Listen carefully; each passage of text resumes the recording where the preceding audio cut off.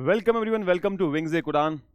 आज इकोनॉमिक्स या फिर इंडियन इकोनॉमी के लेक्चर की शुरुआत हुई जा रही है और आज हम स्टार्टिंग से इकोनॉमिक्स पढ़ेंगे, समझेंगे। जिनका बैकग्राउंड नहीं है उसके बावजूद भी मैं बिल्कुल बेसिक से शुरुआत कर रहा हूँ। इससे पहले एक ओरिएंटेशन लेक्चर मैंने बनाया था सिलेबस डिस्कशन का, वो आपने देख लिया होगा।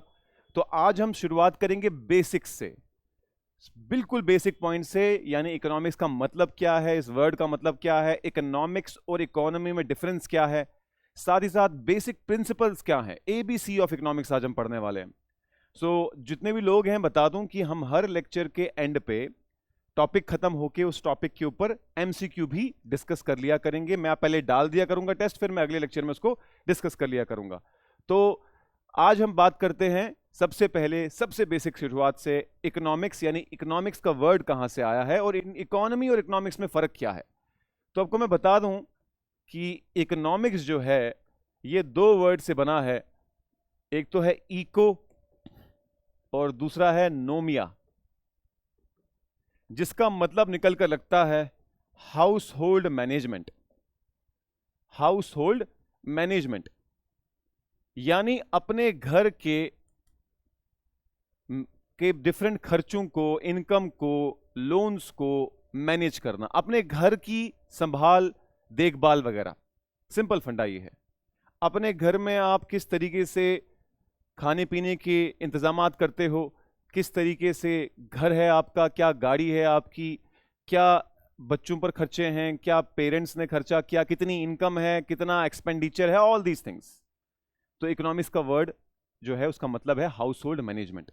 इसी चीज को फिर एक्सपैंड करके स्टेट्स के लिए, नेशंस के लिए, इंटरनेशनल लेवल पे एप्लीकेबल किया जाता है। तो आसान भाषा में आप अपने खर्चों को, अपनी इनकम को, अपने बाकी चीजों को कैसे मैनेज करते हैं, वही इकोनॉमिक्स है। बात समझ में आ रही है? अब इकोनॉमिक्स की सबसे फंडामेंटल प्रॉब्लम क्या है?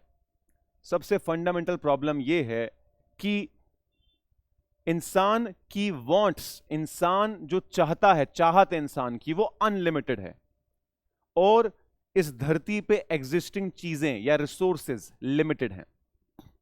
बात सही है? कोई भी इंसान कभी भी अपनी सिचुएशन से खुश नहीं होता। अगर वो एक मिडिल क्लास से बिलोंग करता है तो वो चाहता है मैं और अमीर होकर रिच हो जाऊं, रिच है तो वो चाहता है मैं मिलियनेयर हो जाऊं, मिलियनेयर है तो वो चाहता है बिलियनेयर हो जाऊं। अगर उसके पास एक गाड़ी है तो जैसे ही वो नई गाड़ी खरीदता है तो उसकी नई गाड़ी की चाहत पैदा हो जाती है। अगर वो एक किस्म का लाइफस्टाइल जी रहा है तो वो चाहता है इससे और भी बेटर हो। कोई क्लरिकल लेवल पे पोस्ट पे पहुंचता है तो वो चाहता है कि मैं गस्टेड लेवल पे पहुंचूं। कोई गस्टेड लेवल पे होता है वो सोचता है कि मैं सेंट्रल लेवल पे पहुंचूं, आईएएस लेवल पे पहुंचूं। तो इंसान की वांट्स कभी खत्म नहीं होती। जो भी आपकी वांट आज के टाइम पे है, जैसे ही वो वांट पूरी होगी तो आपकी एक और वांट आ जाएगी आगे। मिसाल के तौर पे अगर आप नायब तहसीलदार लगते हैं तो आप चाहेंगे कि आप केएस रैंक तक पहुंच जाएं। अगर आपको नायब तहसीलदार लग जाएंगे तो हो सकता है आपको ऐसी पोस्टिंग मिल जाए, आप चाहेंगे नहीं मुझे होम पोस्टिंग मिल जाए। कहने का मतलब यह है कि आपकी वांट्स कभी भी रुकती नहीं। और दिक्कत यह है कि जो रिसोर्सेज हैं, जो चीजें अवेलेबल अर्थ पे हैं, वो लिमिटेड हैं। यह सबसे बड़ा फंडामेंटल प्रॉब्लम है इकोनॉमिक्स का, जो इकोनॉमिक्स सॉल्व करता है। तो अगर आपसे कोई पूछे कि भैया ये क्या जरूरत क्या है इकोनॉमिक्स की हमें, तो आप बोलेंगे इकोनॉमिक्स की जरूरत इसलिए है कि जो ह्यूमन वांट्स है, ह्यूमन वांट्स क्या है? अनलिमिटेड है। और जो रिसोर्सेज हैं अर्थ पे अवेलेबल वो लिमिटेड हैं। चीजें कम हैं, वांट ज्यादा हैं। गांधी जी का एक कोट है कि there is enough on earth for everyone need. हर किसी की जरूरत के लिए तो बहुत है अर्थ पे, but not for everyone's greed. But किसी के लालच के लिए काफी नहीं है। अगर हम सिर्फ उतना ही करें जितना हमारी नीड है, जरूरत है, इतना खा लेंगे तो जिंदा रहेंगे हेल्दी, इतना पहन लेंगे तो काफी है तन को ढकने के लिए, इतने लेवल का सर पे छत हो तो काफी है। बट अगर बंगला बनाना है, बेहतर पहनना है, लुई विटॉन पहनना है, बड़ी बड़ी गाड़ियां पहनी, तो उसके लिए वो लालच है गांधी जी की नजर में। तो कहने का मतलब यह है कि इकोनॉमिक्स की जरूरत इसलिए पड़ी क्योंकि इंसान सब कुछ एक्वायर करना चाहता है, हर रिसोर्स अपने पास रखना चाहता है। ये मेरी गाड़ी, ये मेरा बंगला, मेरी ज्यादा से ज्यादा जमीन, मेरी ज्यादा से ज्यादा गाड़ियां, मेरी ज्यादा से ज्यादा रुतबा, ज्यादा से ज्यादा पैसे, और इतनी रिसोर्सेज है नहीं। तो इसीलिए इकोनॉमिक्स जो आई वो इन रिसोर्सेज को एफिशिएंटली यूज करने के लिए आई। रिसोर्सेज क्या हैं? रिसोर्सेज कोई भी ऐसी चीज है जिसको खरीदा बेचा जा सके, जो किसी काम आ सके, जो किसी वांट को पूरा करे या नीड को पूरा करे। ये आपका घर, आपकी जमीन आपका रिसोर्स है, क्योंकि उस जमीन से आप जमीन पे घर बना सकते हैं, वहां रह सकते हैं, या उस जमीन पे खेती बाड़ी करके कुछ कमा सकते हैं। आपका कपड़ा आपका रिसोर्स है, तन ढकने के काम आता है, लेकिन साथ में स्टेटस सिंबल भी है। अगर आप अच्छी क्वालिटी महंगे कपड़े पहनते हो तो लोगों को आपका स्टेटस सिंबल पता चलता है। सिमिलरली मोबाइल आपका रिसोर्स है, कम्युनिकेशन के लिए इंपॉर्टेंट, लेकिन अगर महंगा मोबाइल रखोगे तो लोगों को लगेगा कि पता नहीं कौन 30 मार खान है ये। सिमिलरली गाड़ी एक रिसोर्स है जो आपको ट्रांसपोर्टेशन की जरूरत पूरा करती है और साथ ही साथ आपका स्टेटस सिंबल भी पूरा करती है। जवाहरात, हीरे, सोना, ये सब चीजें सोसाइटल पॉइंट ऑफ व्यू से आपके पास होना चाहिए, शादी ब्याह में देना पड़ता है, लेकिन साथ में ही ये सोना बेच के मुश्किल के वक्त काम भी आ सकता है। कहने का मतलब है एनीथिंग, कोई भी ऐसी चीज जो फसल है, माल मवेशी हैं, पशु हैं, सब हैं, या फिर जमीनें हैं, जायदाद हैं, ये सब जिसको भी आप मार्केट में बेच के कुछ कमा सको, कुछ खरीद बेच सको, उसको रिसोर्स कह सकते हैं हम। तो अगर आप देखोगे रिसोर्सेज लिमिटेड है, जितनी जमीन है पूरी अर्थ पे उतनी ही है। मार्स से तो जमीन आ नहीं रही है, या मार्स पे तो हम बसे नहीं अभी कि हम बोलें कि वहां पर भी जमीन है। पानी है वही सर्कुलेट हो रहा है जितना है, उसी को सर्कुलेट करके वाटर साइकिल में वो भाप बनता है, बारिश की फॉर्म में फिर से बहता है, फिर भाप बनता है, फिर बारिश की शक्ल में दोबारा बहता है, सेम उतना ही है। जंगलात हैं, लिमिटेड हैं, जिस तेजी से आप काटोगे अगर उसी तेजी से आप लगा नहीं रहे प्लांट्स तो ये भी डिफॉरेस्टेशन होने के चांसेस हैं। जितने एनिमल्स हैं, अगर जितनी तेजी से उनको मारोगे तो एक्सटिंक्ट हो जाएंगी। बहुत सारी स्पीशीज एक्सटिंक्ट हो चुकी हैं क्योंकि उनको रीजनरेट होने का टाइम ही नहीं दिया गया। कहने का मतलब ये है रिसोर्सेज आर लिमिटेड, या फिर इसको स्कार्स का वर्ड भी यूज किया जाता है, स्कार्स, SCARCE, स्कार्स, स्कैरसिटी यानी कमी। स्कैरसिटी का अंग्रेजी में मतलब होता है कमी, स्कार्स का मतलब होता है कम, लिमिटेड। तो इकोनॉमिक्स का सबसे फंडामेंटल प्रॉब्लम है, यही फंडामेंटल प्रॉब्लम करने के लिए, सॉल्व करने के लिए इकोनॉमिक्स की जरूरत पड़ी। सबसे फंडामेंटल प्रॉब्लम क्या सॉल्व करने के लिए आया है, यही कि resources are limited and human wants are unlimited. तो साइड में कहीं लिख दो that the fundamental problem which economics tries to solve is resources are limited, human wants are unlimited. अब क्योंकि अनलिमिटेड वांट है, रिसोर्सेज लिमिटेड है, तो पूरी तो हो नहीं सकती, इसीलिए इकोनॉमिक्स उस सोशल साइंस की ब्रांच का नाम है जो हमें अपने रिसोर्सेज को एफिशिएंटली यूटिलाइज करने में हेल्प करती है। बात समझ में आ रही है? इकोनॉमिक्स की डेफिनेशन लिखिए कि economics is the branch of social science, economics is the branch of social science which helps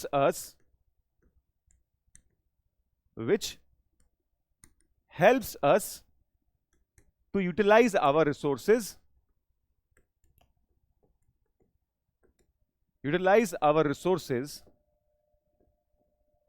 in an efficient way.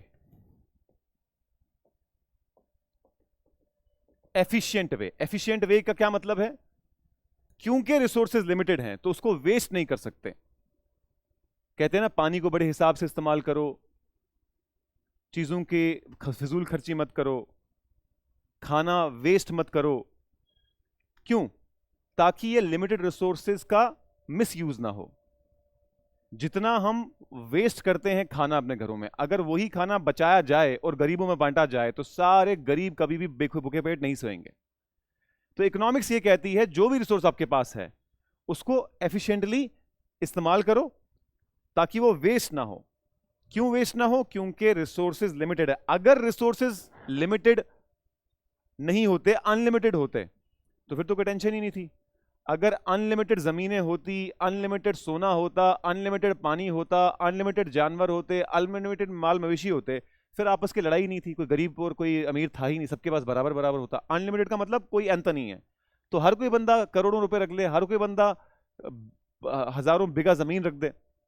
कहने का मतलब ये है कि क्योंकि रिसोर्स लिमिटेड हैं इसीलिए एफिशिएंट का मतलब हिसाब किताब से, ध्यान से इस्तेमाल करना, मतलब उड़ाना नहीं, फिजूल वेस्ट ना करना। एफिशिएंटली यूटिलाइज करने का मतलब है सोच समझकर अच्छी तरीके से बिना वेस्ट किए रिसोर्सेज को इस्तेमाल करना। यह बात समझ में आती है? तो यह आ गई इकोनॉमिक्स की डेफिनेशन। अब रिसोर्सेज की एफिशिएंट यूटिलाइजेशन। अब देखिए, रिसोर्सेज कोई भी चीज जो आप इस्तेमाल करते हैं जो आपकी किसी जरूरत को पूरा करे या आपकी किसी वांट को पूरा करे। अब जरूरत जो है वो बेयर मिनिमम है, सर्वाइवल के लिए इंपॉर्टेंट है, जैसे कि पानी एक लिमिटेड अमाउंट आपको पीना जरूरी है, खाना एक लिमिटेड अमाउंट खाना जरूरी है, ऑक्सीजन एक अमाउंट जरूरी है, वरना जिंदा नहीं रहेंगे। सर पे छत होनी चाहिए कंफर्टेबल लाइफ जीने के लिए, ये भी जरूरी है। लेकिन अब तन पे कपड़ा होना चाहिए तन ढकने के लिए, डिसेंटली जीने के लिए। लेकिन अब महंगे कपड़े भी लोग पहनते हैं, सस्ते कपड़े से भी तन ढक जाता है। गाड़ी जरूरी है एक जगह से दूसरी जगह जाने के लिए, तो बस में भी ट्रेवल कर सकते हैं, लेकिन हर किसी ने अपनी गाड़ी भी ले रखी है ना। तो कहने का मतलब ये है कि हर बंदा सिर्फ नीड पे नहीं जीता, वांट पे भी जीता है। हम लोग वांट पे जी रहे हैं। बात समझ में आ रही है? क्यों सरकारी नौकरी के लिए लोग इतना मारा मारी, इतनी प्रिपरेशन है? क्योंकि सरकारी नौकरी में क्वालिटी ऑफ लाइफ अच्छा है, वरना प्राइवेट सेक्टर से भी उतना कमाई लोगे जितना आपको सैलरी देगी सरकार। सरकारी जॉब में इतनी सैलरी नहीं होती जितनी प्राइवेट सेक्टर में होती है, लेकिन फिर भी 99% लोग सरकारी नौकरी के पीछे क्यों भागते हैं? क्योंकि बेटर क्वालिटी ऑफ लाइफ है, बेटर सर्विस कंडीशन है, सोसाइटी में इज्जत है। बात समझ में आ रही है ना? So this is how economics helps us to utilise our resources. तो अगर आपको पूछे इकोनॉमिक्स का सब्जेक्ट का मतलब क्या है, जैसे कि भाई बायोलॉजी है, बायोलॉजी हमें जो जानदार चीज़ें हैं उसको उनकी वो कैसे काम करते हैं, कैसे रिप्रोड्यूस करते हैं, कैसे खाना हजम करते हैं, क्या बीमारियां उनके अंदर हैं, वो देखते हैं हम। सिमिलरली केमिस्ट्री है, दो डिफरेंट केमिकल्स कैसे रिएक्ट करते हैं, उनको इस्तेमाल करके हम नई चीज़ें कैसे बना सकते हैं। फिजिक्स है, ये जो नियम है प्रकृति के, ये जो नेचुरल लॉज हैं, ये जो ग्रेविटी है, ये जो फ्रिक्शन है, ये सब चीज़ें कैसे काम करती हैं, इनको पढ़ना ज़रूरी है। इसीलिए इकोनॉमिक्स किस लिए ज़रूरी है? रिसोर्सेज की एफिशिएंट यूटिलाइजेशन के लिए। हम अपने रिसोर्स को कैसे एलोकेट करें। मिसाल के तौर पे हमारे और आपके लिए तो खाना पीना ज़मीन गाड़ी ये सब चीज़ें रिसोर्सेज है। सरकार के लिए क्या रिसोर्स है? सरकार के लिए उस कंट्री के अंदर पाया जाने वाले मेटल्स, मिनरल्स, उस कंट्री के ह्यूमन रिसोर्स, उस कंट्री के ज़मीनें, उस कंट्री के रोड्स, उस कंट्री के लेक्स, ये सब ज़रूरी हैं ताकि इन रिसोर्सेज को इस्तेमाल करके एक डेवलप्ड नेशन बन सके, अपने सिटीजन्स को एक अच्छी क्वालिटी ऑफ लाइफ ऑफर कर सके। बात सही है ना? सो इसलिए इकोनॉमिक्स ज़रूरी है। तो समझ में आ गई बात? तो इसके अलावा जैसे कि आप जानते हैं कि रिसोर्स जो है, कुछ भी चीज़ रिसोर्स की बात कर लो, खाना पीना ज़मीन घर सोना, कोई भी चीज़ की बात करोगे तो रिसोर्स जो है वो 3 स्टेजेस से गुजरता है। क्या स्टेजेस हैं वो? पहले जो भी चीज़ आप कंज्यूम कर रहे हो तो कहीं पहले वो प्रोड्यूस होगा, है ना, पहले बनेगा कहीं। मिसाल के तौर पे आप मिल्क, दूध की बात करें तो दूध पहले प्रोड्यूस होता है, जानवर प्रोड्यूस करते हैं, उनको जब मिल्किंग की जाती है तो कलेक्ट किया जाता है। फिर जैसे कि अगर मैं बात करूं किसी भी डेयरी की, तो डेयरी पहले मिल्क जानवरों से कलेक्ट करता है, जानवर उसको प्रोड्यूस करते हैं, फिर उसको पैक करके वो डिस्ट्रीब्यूट करते हैं कि भाई फलानी जगह पर मिल्क बना, मान लो आपके घर में जो दूध देने वाला आ रहा है उसने बोतल में पकड़ा और आके आपके घर में दे दिया, डिस्ट्रीब्यूट किया, और फाइनली आप उसको कंज्यूम करते हो, है ना। तो कोई भी चीज पहले बनती है, फिर जहां पर वो बनती है वहां से डिस्ट्रीब्यूट करके आप तक पहुंचती है, और फिर एंड पे आप कंज्यूम करते हो। Produce, distribute and consume. इसी तरीके से इसको समझने के बाद आप ये भी बोल सकते हो इकोनॉमिक्स की डेफिनेशन कि economics is a branch of social science, economics is a branch of social science which helps us to, इसी डेफिनेशन को आप लिखें, मैं इधर ही लिख रहा हूं, आप अलग पेज पे लिखो, विच हेल्प्स अस टू, ये दूसरी डेफिनेशन है, ये भी डेफिनेशन ठीक थी, ये भी डेफिनेशन ठीक है, to produce, distribute and consume our resources efficiently. यानी हमारी जो भी चीजें बन रही हैं, जो भी हमारे काम की चीजें हैं, चाहे वो खाने पीने की चीजें, चाहे वो फसल है, चाहे वो बिस्किट है, चाहे वो कपड़े हैं, चाहे कुछ भी है, चाहे गाड़ी है, तो उसको प्रोड्यूस भी एफिशिएंटली करो, उसको डिस्ट्रीब्यूट भी एफिशिएंटली करो, उसको कंज्यूम भी एफिशिएंटली करो। प्रोड्यूस एफिशिएंटली का मतलब कि भाई क्या चीजें हम फॉलो करें जिससे हमें मैक्सिमम आउटपुट मिल सके, मैक्सिमम क्वांटिटी प्रोड्यूस हो सके और मिनिमम वेस्टेज हो। डिस्ट्रीब्यूट कैसे करें, किस गाड़ी में करें, कैसे करें, बाय एयर करें, बाय ट्रेन करें, बाय रोड करें, कि जिससे कम से कम फ्यूल कंज्यूम हो, कम से कम टाइम लगे और जल्द से जल्द वो जनता तक पहुंच सके। और कंज्यूम करो, किस तरीके से कंज्यूम करें कि वेस्ट ना हो, उसका एक एक कतरा आप इस्तेमाल कर सकें, एक एक पीस इस्तेमाल कर सकें। तो ये इकोनॉमिक्स की डेफिनेशन है। बात समझ में आ रही है? तो दोस्तों ये था आपका इकोनॉमिक्स की डेफिनेशन। अब हम बात करते हैं कि इकोनॉमिक्स की शुरुआत कहां से हुई, कब जरूरत पड़ी कि यार कोई ऐसा सब्जेक्ट हो जो रिसोर्सेज की एफिशिएंट यूटिलाइजेशन के बारे में बात करें। तो देखो, अगर शुरुआत की बात करें, शुरुआत तो बहुत पहले से हो गई थी। जब भी पुराने जमाने में भी ट्राइबल्स जब हुआ करते थे, पहले इंसान हंटर गैदरर था, गुफाओं में रहता था, फिर आहिस्ता आहिस्ता ट्राइब्स में बना, ट्राइब्स के बाद आहिस्ता आहिस्ता सिविलाइजेशन आ गई, राजे महाराजे आ गए, फिर डेमोक्रेसीज आ गई। तो ट्राइब्स भी आपस में ट्रेड किया करते थे, उसको कहते थे बार्टर ट्रेड। क्या कहते थे? Barter trade. तो सबसे पहले तो हम अब बात कर रहे हैं कि इकोनॉमिक्स की शुरुआत कहां से हुई। When did economics as a subject start?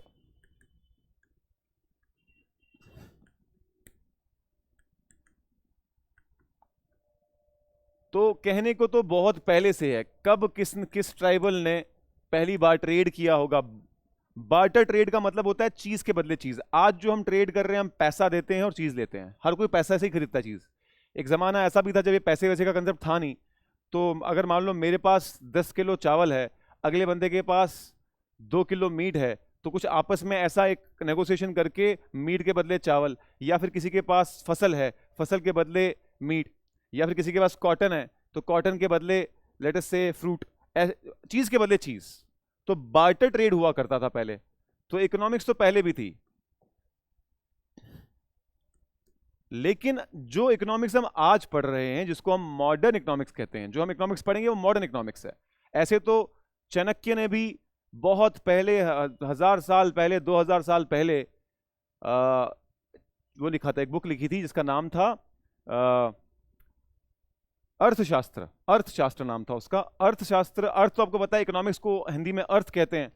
तो इकोनॉमिक्स के ऊपर वो, हालांकि वो किताब सिर्फ इकोनॉमिक्स के ऊपर नहीं थी, लेकिन इकोनॉमिक्स के कंसेप्ट भी उसमें थे। लेकिन जो हम इकोनॉमिक्स पढ़ रहे हैं उसको हम मॉडर्न इकोनॉमिक्स कहते हैं। इसकी शुरुआत होती है जब 1700s में, 1700 की सदी में एक इकोनॉमिस्ट आया, उसका नाम था एडम स्मिथ। इकोनॉमिस्ट तो तब खैर नहीं कहते थे, तब तो मान लो फिलोसफर ही था वो। तो उसने एक किताब लिखी जिसका नाम था an enquiry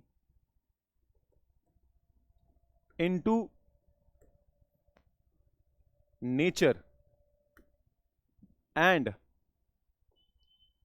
cause of wealth of Nations.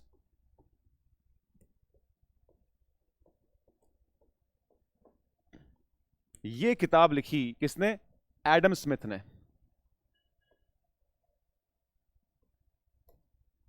1760s में, I guess 66 to be precise, 63 या 66 है। तो कहने का मतलब ये कि किताब आई और इस किताब से शुरुआत हुई कहीं ना कहीं इकोनॉमिक्स की। यानी पहली बार एक ऐसी किताब थी जो इस सब्जेक्ट को सेपरेटली डील कर रही थी, एक नया सब्जेक्ट के बारे में बात चल रही थी। और इसीलिए एडम स्मिथ को कहा जाता है फादर ऑफ मॉडर्न इकोनॉमिक्स। क्या कहा जाता है? Father of modern economics. तो पहला सवाल आपके लिए आ गया कि मॉडर्न इकोनॉमिक्स का फादर कौन है।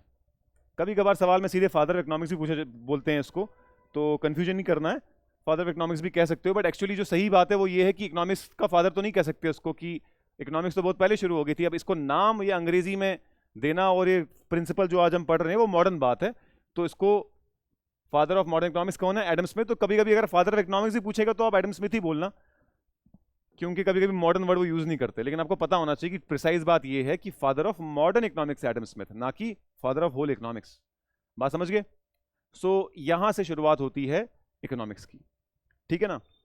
तो कहने का मतलब है कि 300 साल से पुराना ये सब्जेक्ट नहीं है, और 300 साल से जो भी नए नए कंसेप्ट्स आए हैं उसी में से आपका सिलेबस भी है, जो मैंने डिस्कस कर लिया था ऑलरेडी, उसी के बारे में बात करेंगे।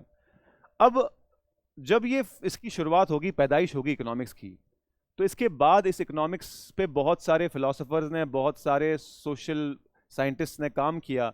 और चलते चलते एक और फिलोसोफर आया, इनका नाम था रैगनार फिशर।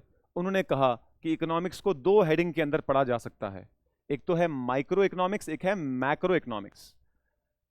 तो फिर रैगनार फिशर आए, रैगनार फिशर, इन्होंने बोला इकोनॉमिक्स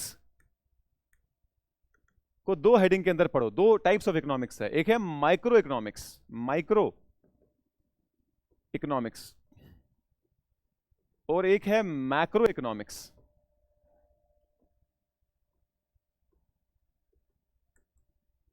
माइक्रो का मतलब है जब इकोनॉमिक्स की बात की जाए बहुत ही छोटे लेवल पे, आपकी हमारे लेवल पे, मेरे खर्चे, मेरी इनकम, मेरे लोन, मेरे कर्जे, मेरी मैनेजमेंट, मेरी फैमिली की इनकम, मेरी फैमिली के खर्चे, मेरे फैमिली के एसेट्स, मेरे फैमिली की जायदाद, मेरे फैमिली पे कर्जे, या फिर किसी ऑर्गेनाइजेशन लेवल पे किसी एक पर्टिकुलर विंग्स एक उड़ान के खर्चे, विंग्स एक उड़ान की इनकम, बिजनेस के बारे में। तो जब हम छोटे लेवल पे बात करें तो माइक्रो इकोनॉमिक्स है, लेकिन जब हम बड़े लेवल पे किसी कंट्री की इनकम की बात करें, किसी कंट्री की संपत्ति की बात करें, किसी कंट्री के खर्चे की बात करें, तो आ जाता है मैक्रो। तो अगर मैं बात करूं इंडिविजुअल लेवल या फिर ऑर्गेनाइजेशन लेवल या फिर हाउस होल्ड लेवल, यानी हमें घर के लेवल पे, हाउस होल्ड लेवल पे, या फिर रीजनल लेवल पे, जम्मू के एरिया में कोई पर्टिकुलर बोला आपने यहां पर कितने बिजनेसमैन हैं, कितने खर्चे हैं, कितना टैक्स है, रीजनल लेवल, तो ये आ जाएगा माइक्रो इकोनॉमिक्स। लेकिन जब हम कंट्री के लेवल पे बात करें, नेशनल लेवल पे, इंडिया की इनकम, इंडिया पे कर्जा, या फिर इंडिया में इन्फ्लेशन, अनएम्प्लॉयमेंट, इंटरनेशनल लेवल पे, वर्ल्ड ट्रेड के बारे में बात करें, ग्लोबल लेवल पे बात करें, या फिर किसी स्टेट लेवल पे J&K की बात करें, तो आ जाएगा मैक्रो इकोनॉमिक्स। यानी रैगनार फिशर ने बोला कि जब आप छोटे लेवल पे बात करते हो, अपनी बात करते हो, इंडिविजुअल की बात करते हो, तो माइक्रो इकोनॉमिक्स हो गया। जब आप किसी देश की बात करो, किसी सरकार की बात करो, किसी कंट्री की बात करो, किसी स्टेट की बात करो, ग्लोबल लेवल की कंट्रीज की बात करो, UN लेवल पे बात करो, तो आ जाता है macro economics. Birds eye view, birds eye view समझते हो, जब जैसे बर्ड दिखता है ऊपर छत, ऊपर उड़ते उड़ते जैसे दुनिया को, वैसे ही तो macro level birds eye view है, माइक्रो लेवल छोटे लेवल पे है। बात समझ में आ गई? सो this is the difference between micro and macro. तो आप सवाल पूछ सकते हैं कि पहली बार किसने ये नामकरण किया माइक्रो इकोनॉमिक्स का और मैक्रो इकोनॉमिक्स, किसने इन्वेंट की ये टर्म्स माइक्रो इकोनॉमिक्स और मैक्रो इकोनॉमिक्स? तो आपको हो गया रैगनार फिशर। या फिर ये भी पूछ सकते हैं किसने पहली बार ये वर्ड्स यूज किए micro economics and macro economics? तो आप क्या बोलोगे? Ragnar Frisch. तो ये आपके यहां पर डायरेक्टली एमसीक्यू बन सकता है। तो ये आ गया आपका माइक्रो एंड मैक्रो इकोनॉमिक्स। ठीक है जी। अब अगर हम बात करें आगे, ये सबसे बेसिक कंसेप्ट है। अब बात करते हैं हम कि जहां तक माइक्रो और मैक्रो की बात की जाए और जहां तक इकोनॉमी में चीजें खरीदने या बेचने की बात की जाए, तो एक कंसेप्ट आता है, उस कंसेप्ट को कहते हैं यूटिलिटी। क्या बोलते हैं? यूटिलिटी। तो यूटिलिटी क्या है?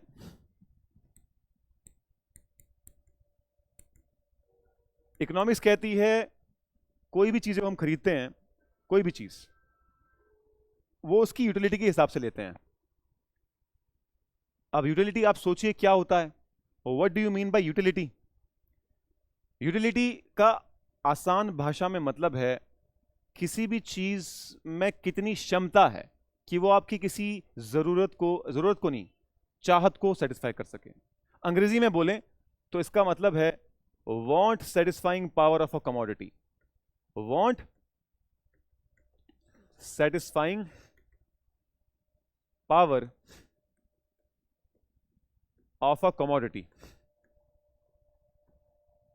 कमोडिटी यानी कोई भी चीज, कमोडिटी मतलब कोई भी चीज, और कोई भी चीज जो है जो आप अपने लिए इस्तेमाल करें वो या तो गुड होगा या तो सर्विस होगा।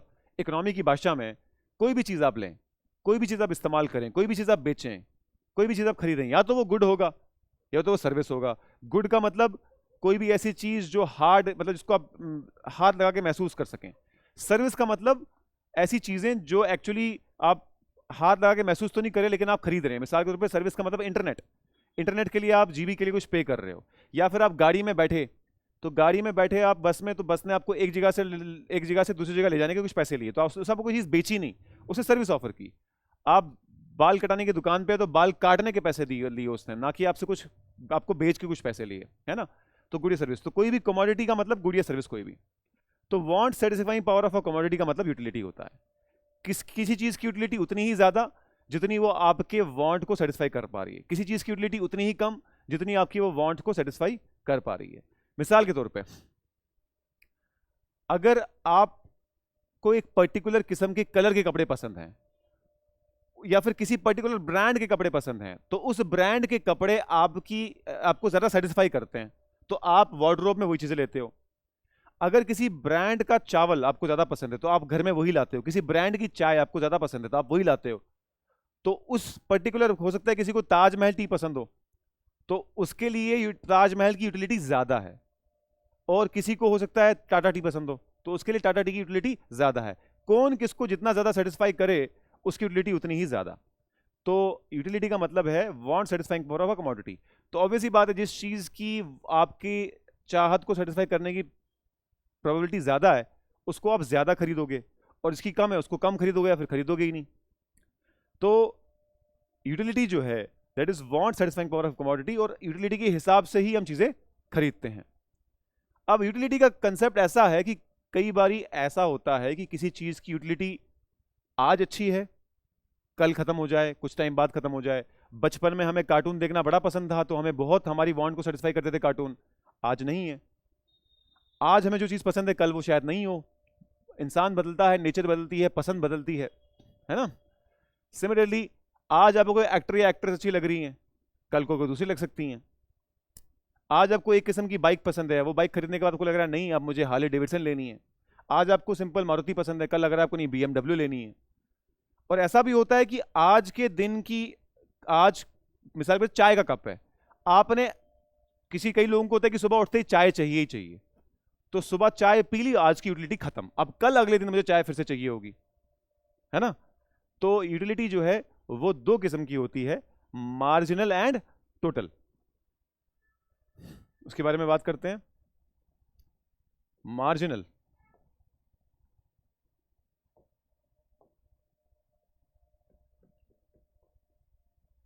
Marginal utility.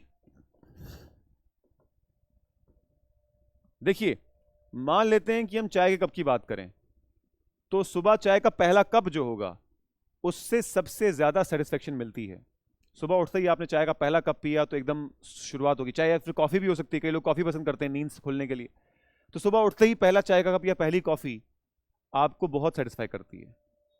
अब आप दूसरा तीसरा कप भी दिन में पी सकते हो, लेकिन दूसरे कप की यूटिलिटी पहले वाले से कम होगी, और तीसरे कप की यूटिलिटी दूसरे वाले से कम होगी। यानी पहला कप आपको सबसे ज्यादा सेटिस्फाई करेगा, दूसरा कप उससे कम सेटिस्फाई करेगा, तीसरा उससे भी कम सेटिस्फाई करेगा।